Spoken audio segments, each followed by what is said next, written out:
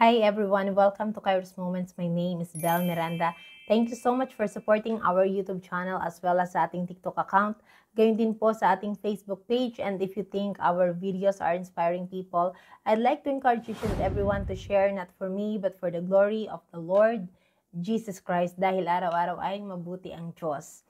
Now, for this episode, let's talk about patuloy ka lang, wag na wag kang susuko.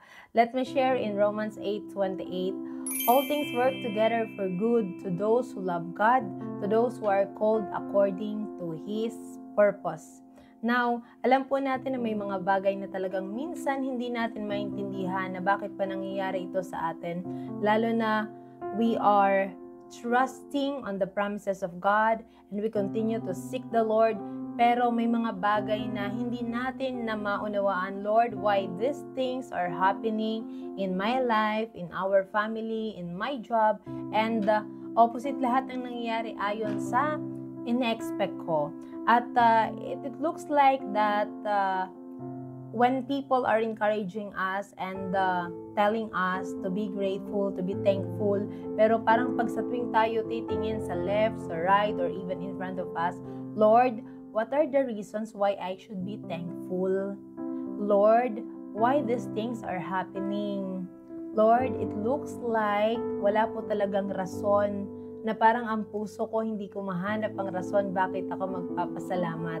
Now, let me share my testimony for this episode. Now, last week din po ay so many things that happened to us. And supposed to be ay ito-testify ko for this episode.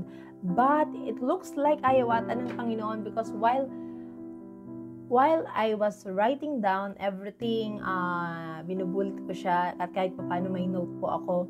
So my brother called me and told me something. And habang naman nagpe-prepare na, kasi sabi ko magte-take na ng video, may hinahanap kami na para maayos namin ang setup.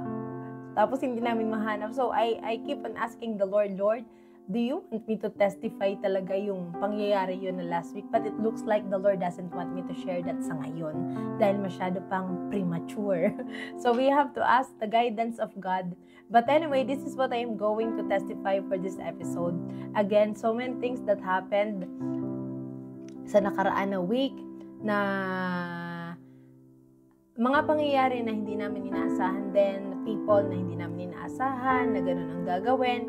Pero sa kabila po na ganun ang nangyari, anyway, I cannot elaborate. We still give thanks to God and we are still grateful to God sa kabila na Lord, bakit nangyari yon? Why ginawa ni ganito?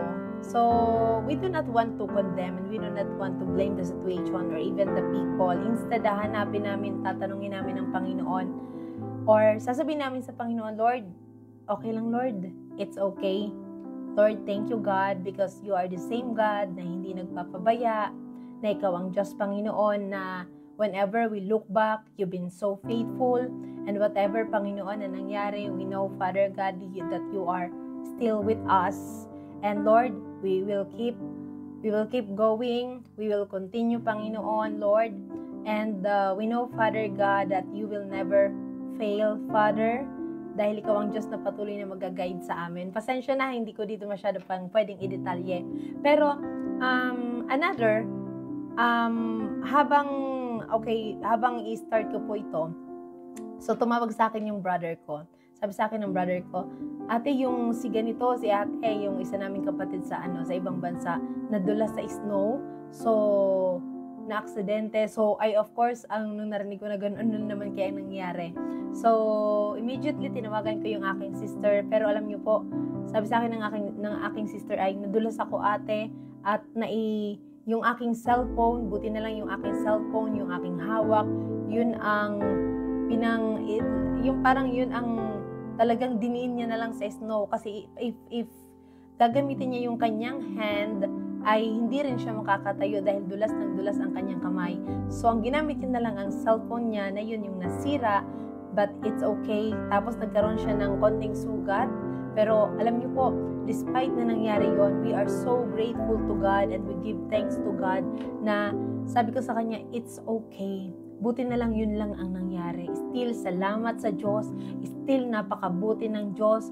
And let's give thanks and let's honor God for what had happened.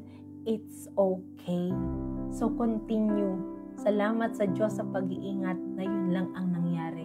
So, you see, sa kabila na gano'n ang nangyari na minsan may nangyari sa ating pamilya o kaya sa ating work, nawalan ng trabaho, minsan, Lord, I cannot understand why nawalan ako ng trabaho. It's okay. The Lord can provide another job. Lord, bakit kami, Lord, nag-break ng aking kinakasama? It's okay. Maybe he's not the right person for you and the Lord is preparing the right man for you. Bakit, Lord, ganito ang nangyayari sa aming pamilya? It's okay. Baka mamaya may pinapalitaw lang ang Panginoon, may rini-reveal lang ang Panginoon. Trust God na everything will be okay sa timing niya. It's okay. Bakit, Lord? Bakit, Lord? Ang gulo-gulo, Lord, ng isip ko. But I think that's not okay. We really have to pray for everything. So, especially the peace. The peace is so expensive. So, if whatever that is happening around us, sometimes it's not about what's happening around us. It's not about what's happening outside. It's about the condition of our heart.